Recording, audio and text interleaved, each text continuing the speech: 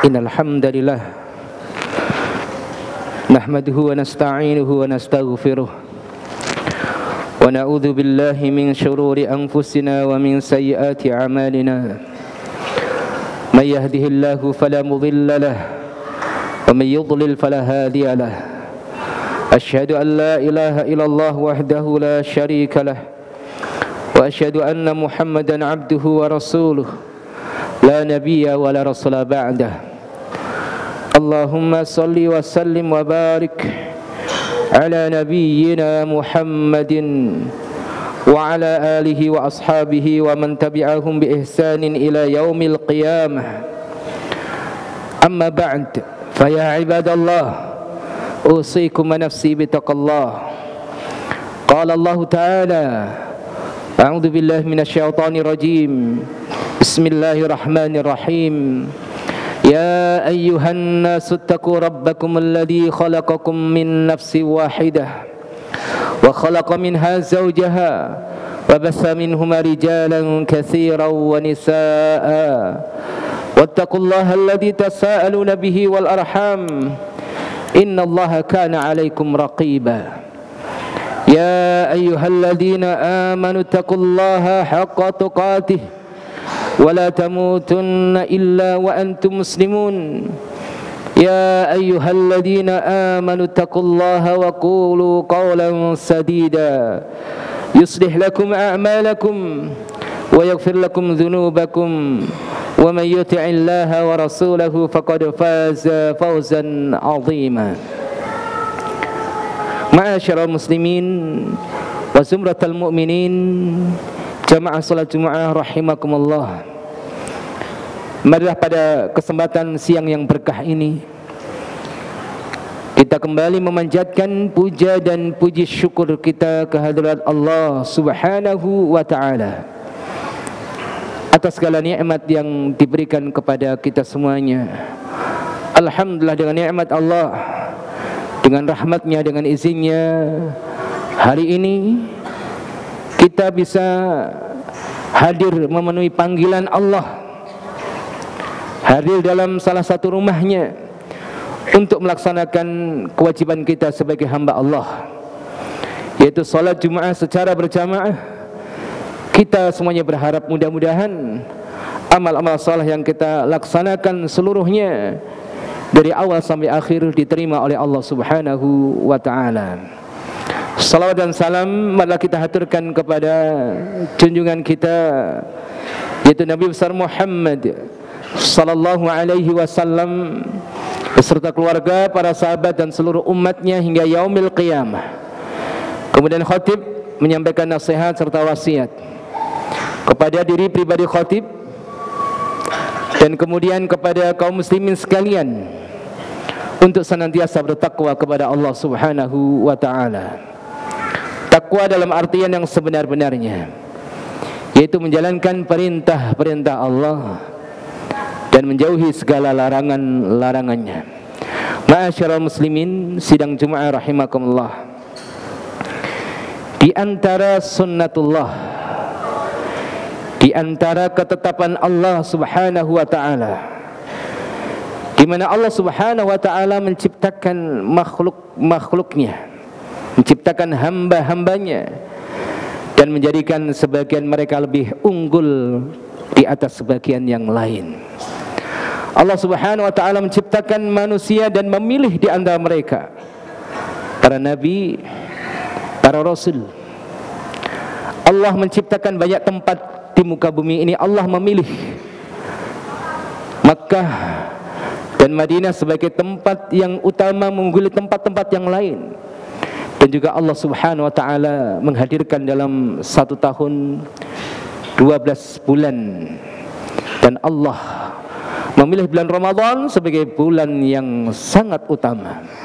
Ma'asyiral muslimin, ketika kita bicara tentang bulan Ramadan, tentunya sudah sering disampaikan oleh para da'i, para asatidah, para masyayikh tentang keutamaannya, baik yang bersumber dari Al-Quran, lebih-lebih dari sunnah-sunnah Rasulullah sallallahu alaihi wasallam. Tentunya kita semuanya sepakat bahwa Ramadan adalah bulan yang utama. tidak ada keraguan di dalamnya. Namun yang menjadi pertanyaan kita adalah tentang diri kita. Mampukah kita menjadi orang yang mulia di bulan mulia ini? Ataukah sama saja, tidak ada perbedaan? Ketika Ramadan kita jumpai sama saja. Ketika sudah selesai tidak ada bertambah sedikit pun kualitas kita sebagai hamba Allah. Oleh karena itu ma'asyiral muslimin, pada kesempatan yang singkat ini khatib ingin mengajak jamaah sekalian, marilah coba kita berusaha betul-betul menjadikan Ramadan bermakna untuk kita sebagai hamba Allah. Ada 4 hal yang perlu kita perhatikan terkait dengan Ramadan. Yang pertama adalah maqamatul farah. Bagaimana kita menghadirkan kegembiraan di dalam menghadapi bulan Ramadan yang sebentar lagi insya Allah kita akan menjumpainya. Al-farah, kegembiraan, bagian daripada amalan hati, di mana Ibnu Qayyim Al-Jauziyah dalam kitab Madarijus Salikin menyebutkan al-farah, kegembiraan itu maknanya adalah laddatun fil qalbi bi idrakil maqsudi wa nailil mustah. Itu laddah, kelezatan yang ada di kalbu, di hati seseorang karena mendapatkan apa yang diinginkan, karena memperoleh apa-apa yang diharapkan. Inilah kegembiraan, al-farah. Yang mana kalau kita bicara tentang kegembiraan di sini, di dalam Al-Quran disebutkan kegembiraan itu ada 2 macam, ma'asyiral muslimin. Yang pertama adalah al-farah al-mutlaq. Yang pertama adalah kegembiraan yang tidak ada kaitannya apapun, disebutkan begitu saja oleh Allah dalam Al-Quran. Dan kegembiraan model yang seperti ini dicela oleh Allah Subhanahu wa taala sebagaimana disebutkan oleh Allah Subhanahu wa taala dalam surat Al-Qasas ayat 76, la tafrah innallaha la yuhibbul farihin. Janganlah kamu bergembira karena Allah tidak suka orang yang bergembira. Tapi al-farah, kegembiraan dalam ayat ini disebutkan oleh para ulama, maksudnya adalah al-farah alladhi yushibuhul kibr wal bagha 'alan nas. Kegembiraan di sini maksudnya adalah kegembiraan yang diiring dengan kebanggaan diri atau kesombongan. Ini tercela. Kemudian kegembiraan dalam Al-Quran yang kedua adalah al-farah al-muqayyad, kegembiraan yang diiring dengan sebab, dan ini pun dibagi menjadi 2. Ada kegembiraan karena suatu kemaksiatan ataupun karena duniawiyah. Ini jelas dicela oleh Allah Subhanahu wa taala. Satu sifat yang dimiliki oleh orang munafik, gembira dengan kemaksiatan. Allah kabarkan dalam surat At-Taubah ayat 81, farihal mukhallafuna bimaq'adihim khilafa Rasulillah. Orang-orang munafik yang tertinggal di kota Madinah pada waktu itu tidak ikut berjihad bersama Nabi. Mereka bergembira, senang-senang, tertawa-tertawa setelah sepeninggalan Nabi Muhammad SAW, setelah Rasulullah berangkat ke medan Tabuk. Kegembiraan mereka terhadap maksiat. Kemudian kegembiraan yang dikaitkan dengan keutamaan, itulah amalan qalbu, amalan yang utama. Allah Subhanahu wa taala berfirman dalam surat Yunus ayat 58, qul bi fadlillahi wa bi rahmatihi fabidzalika falyafrahu dzalika khairum mimma yajma'un. Katakanlah kepada mereka, wahai Muhammad, hendaklah dengan karunia Allah, dengan rahmatnya mereka bergembira. Maka orang-orang yang bergembira dengan bulan ini sungguh menandakan hatinya bersih. Dan kegembiraan mereka tentunya bukan kegembiraan yang semu. Kegembiraan mereka karena ilmiah, ilmu yang sampai kepada mereka. Ketika mereka paham akan keutamaan Ramadan, mereka gembira, senang, sebagaimana Rasul mengabarkan kepada para sahabat, datang Ramadan pada kalian, hari yang diberkahi, di mana bulan Ramadan dibuka pintu-pintu surga, ditutup pintu-pintu neraka, dan keutamaan-keutamaan yang lain disebutkan dalam riwayat yang sangat banyak. Bahkan disebutkan dalam riwayat Imam Muslim, Rasulullah sallallahu alaihi wasallam bersabda, "Man shoma yauman fi sabilillah ba'adallahu wajhahu 'anil nari 70 kharifan." Orang yang berpuasa sehari saja di jalan Allah, maka Allah akan jauhkan wajahnya dari neraka sepanjang 70 tahun perjalanan. Ma'asyiral muslimin, maka tanyalah diri kita, Ramadan datang, betulkah kita bergembira atau pura-pura gembira? Karena biasanya kita bisa sarapan, bisa makan, kemudian tidak boleh sarapan, tidak boleh makan. Betulkah gembira hati kita atau masih terpaksa? Walaupun tahap awal kita menjalankan kewajiban ya dipaksa, terpaksa. Makanya orang yang dipaksa disebut mukallaf. Dan beban itu namanya taklif. Dan taklif itu al-amru wan nahyu, perintah dan larangan. Maka sesuatu yang tidak ada perintah, tidak ada larangan namanya mubah. Jadi ada perintah, ada larangan, itu paksaan. Tapi seorang hamba Allah harus upgrade, ma'asyiral muslimin. Kewajiban bukan hanya tentang isqatul wajib, bukan hanya gugur kewajiban, namun bagaimana kita mampu menjadikan hal tersebut laddah kenikmatan di hati kita. Dan ini bertahap. Ma'asyiral muslim, kedua adalah maqamatus syukri. Kita berterima kasih kepada Allah, bersyukur pada Allah. Tentunya kita berdoa walaupun kita sudah ada di penghujung bulan Sya'ban. Kita nggak ngerti apakah nyawa kita sampai menjumpai bulan Ramadan. Apakah betul-betul kita diberikan kesempatan untuk sahur bulan Ramadan tahun ini? Wallahu a'lam bishawab. Nanti andaikan Allah berikan, maka syukur kita harus kita perbesar, ma'asyiral muslimin. Kesempatan ini luar biasa. Dalam riwayat Ibnu Majah dari Talha bin Ubaidillah, sebuah hadis yang sangat masyhur. Seorang sahabat yang kemudian di fulan telah beramal seperti mendapatkan syahid di jalan Allah. Rasulullah mengatakan, menjawab, bukankah si fulan itu mendapatkan kesempatan satu Ramadan, mendapatkan sekian kali salat, rukuk dan sujud kepada Allah? Rasulullah sallallahu alaihi wasallam mengatakan, fama bainahuma ab'ad mimma bainas sama'i wal ardh. Sungguh derajat antara keduanya itu terpaut jauh bagaikan jarak antara langit dan bumi. Di kesempatan, ma'asyiral muslimin, umur adalah nikmat yang besar. Usia nikmat yang besar. Namun kita banyak tertipu. Hari ini kita bisa sholat Jumat, kita nggak ngerti, mungkin sholat ini yang mengantarkan kita ke surga, kita nggak tahu, ma'asyiral muslimin. 2 rakaat yang hari ini kita lakukan, 1 halaman bacaan Al-Quran kita baca hari ini yang diangan-angankan oleh mereka orang-orang yang telah mendahului kita, ma'asyiral muslimin.